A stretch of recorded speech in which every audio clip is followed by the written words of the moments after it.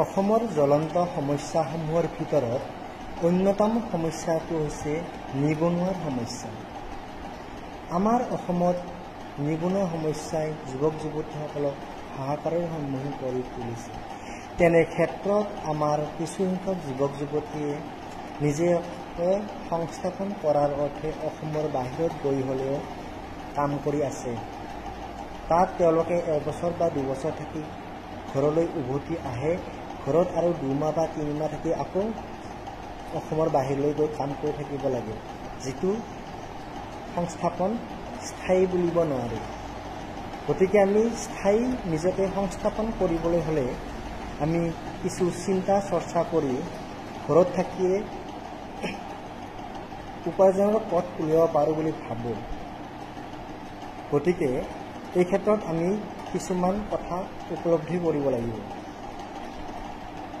যে নিজকে সংস্থাপন কৰিবলৈ হ'লে প্ৰথমতে আমি সাধাৰণ এটা উদাহৰণৰ মাজত বুজাব বিচাৰিছোঁ যে সাধাৰণ এটা কামৰ বিষয়ে ক'ব খুজিছোঁ। আমি কম্পিউটাৰত এডমিশ্যন লওঁ ঠিকেই, কিন্তু আমি কম্পিউটাৰৰ কোনো এটা পাঠ্যক্ৰম সম্পূৰ্ণ কৰিব নোৱাৰোঁ। আধাতে পাঠ্যক্ৰম সমাপ্ত কৰি আমি ঘৰলৈ উভতি থাকোঁ বা ঘৰত বহি থাকোঁ, কিন্তু তেনেকুৱা ধাৰণা আহিব নালাগে। গতিকে আমি কম্পিউটাৰ শিকাতে সদায় লক্ষ্য কৰিব লাগে যে আমি কম্পিউটাৰৰ কোৰ্চটো কেনেকুৱা ল'ম বা কি কৰিম। গতিকে আমি টকা পইচা বেছি নাথাকিলেও আমি সাধাৰণ এটা কম্পিউটাৰৰ প্ৰাৰম্ভিক শিক্ষাখিনি ল'ব পাৰোঁ। আৰু এই প্ৰাৰম্ভিক শিক্ষাখিনিত আমি কি কি পাঠ্যক্ৰম অন্তৰ্ভুক্ত কৰিম সেইখিনি প্ৰথমতে চিন্তা চৰ্চা কৰিব লাগিব। আমি যিটো পাঠ্যক্ৰম ল'লে লাভালাভ হ'ব সেই দিশত মনোযোগ দিব লাগিব। গতিকে আমি নানা চিন্তা চৰ্চা কৰি প্ৰথমতে আমি কম্পিউটাৰত এডমিশ্যন লোৱাৰ আগমুহূৰ্তত আমি কম্পিউটাৰত এডমিশ্যন লৈ বা নামভৰ্তি কৰি কি কৰিম সেইটো কথা ভাবিব লাগিব। মোৰ মতে হৈছে কম্পিউটাৰত এডমিশ্যন ল'ম, কিন্তু কি কি বিষয় অন্তৰ্ভুক্ত কৰিম। কম্পিউটাৰৰ এডমিশ্যন মিনিমাম 3 মাহীয়া কোৰ্চ এটা ল'লে আপুনি কিছু পৰিমাণে হ'লেও কম্পিউটাৰৰ প্ৰাৰম্ভিক জ্ঞানখিনি আহৰণ কৰিব পাৰিব। আৰু সেই 3 মাহীয়া পাঠ্যক্ৰমত আপুনি ফটোশ্বপ, মাইক্ৰ'ছফ্ট ৱৰ্ড আৰু এক্সেল আৰু লিপ অফিচ এইখিনি বস্তু অন্তৰ্ভুক্ত কৰি যদি আপুনি শিকে, তেতিয়া আপুনি 3 মাহীয়া পাঠ্যক্ৰমটো শেষ কৰি আপুনি নিবনুৱা হৈ থাকিব নালাগে।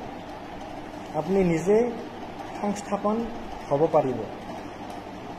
নিজে সংস্থাপন হ'বলৈ হ'লে আপুনি প্ৰথমে এতিয়া 10,000ৰ পৰা 15,000ৰ ভিতৰত আপুনি এটা কম্পিউটাৰ চিট ল'ব পাৰিব। তাৰ সৈতে আপুনি এটা প্ৰিণ্টাৰ আৰু এটা লেমিনেশ্যন মেচিন এইখিনি যদি আপুনি ক্ৰয় কৰি আপোনাৰ অঞ্চলতে বা আপোনাৰ সৰু চক এটাত যদি সৰুকৈ এখন দোকান আৰম্ভ কৰে, তেতিয়া আপুনি মাহত পৰিয়ালটো চলাই নিব সুন্দৰকৈ পাৰিব। আৰু কম্পিউটাৰ দোকানৰ উপৰিও যদি আপুনি ঘৰতে এখন সৰুকৈ মুৰ্গীৰ ফাৰ্ম কৰে নাইবা ছাগলী ফাৰ্ম কৰে, তেতিয়া আপোনাৰ জীৱনটো সুন্দৰ হ'ব বুলি ভাবোঁ। তথাপিও আপুনি অসমৰ বাহিৰত গৈ কাম কৰিব নালাগে বুলি মই ভাবোঁ। যদি এইখিনি কৰা যায় তেতিয়া আপুনি নিশ্চয় নিজকে সুন্দৰকৈ সংস্থাপন হ'ব পাৰিব আৰু উপাৰ্জনৰ কিছু টকা পাব পাৰিব বুলি ভাবোঁ। এনেই অসমৰ বাহিৰত গৈ নিজৰ ঘৰৰ মানুহৰ পৰা আঁতৰি থকাতকৈ এনেকুৱা কৰি চাবচোন, নিশ্চয় আপুনি কিছু টকা উপাৰ্জন কৰিব পাৰিব আৰু সুন্দৰভাৱে পৰিয়ালটো চলাই নিব পাৰিব বুলি ভাবোঁ। লাগিব মাত্ৰ আত্মবিশ্বাস আৰু ধৈৰ্য। ধন্যবাদ।